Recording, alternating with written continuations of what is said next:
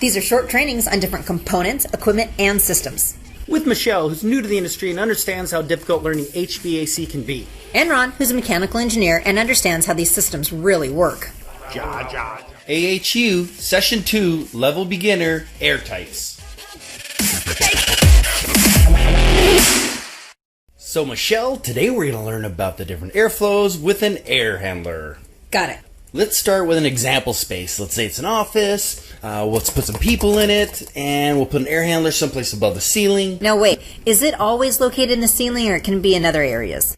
It can be in a lot of different areas. We put them on the roof, we put them in attic spaces.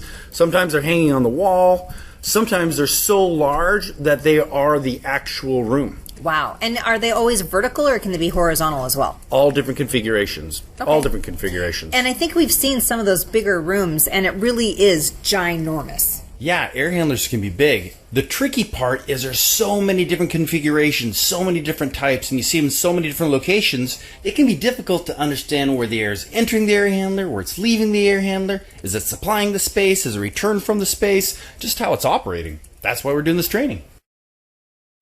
Let's get back to the air handler in the ceiling. We're going to have supply air coming from the air handler going to the space. We're going to have air from the space going back to the air handler. And remember the CO2 that we talked about earlier? Yep. We're going to want to replace some of that air with fresh air from the outside. Because it makes us sleepy. Because it makes us sleepy. But we also have to remove that air from the space, or else... The room's going to explode? Kind of, not really. Have you ever opened a door to a building and air just gusts by like you're in a wind tunnel? Oh, yeah, I have actually. Or it's hard to open like it's being sucked in? I thought it was you holding the doorknob. That is what's going on. But what's really happening is we're not removing or replacing the fresh air that's necessary to keep the building in balance. Oh, so that's why maybe sometimes the door is slammed too. That's correct. What's tricky is here, the relief air is shown coming from the air handler, but in actuality, it could be like a window, it could be an exhaust fan someplace else, it could be a damper that's tied back to the air handler so it knows to relieve the air. Oh, okay. So, let's review the different kind of airs. Yes, let's review. Okay, well, what are the different kind of airs? There's return air, relief air, fresh air, and supply air. Boom, perfect.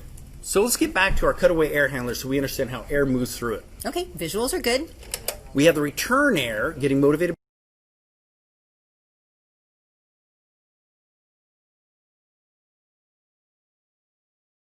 See that little dust cloud down there? Yeah, what is that? That is stuff that we want to get out of the air. An example, I don't know if you knew this, but the average human loses somewhere around 40,000 skin cells per hour. Seriously? 1 million per day. That's disgusting. That's why we filter the air, and here the air is going through the filter, and another fan pushes it out to the space. Now, if we need to heat it, the heating section is going to turn on, and if we need to cool the air, then the cooling section will turn on. Yay! We're finally done with this training!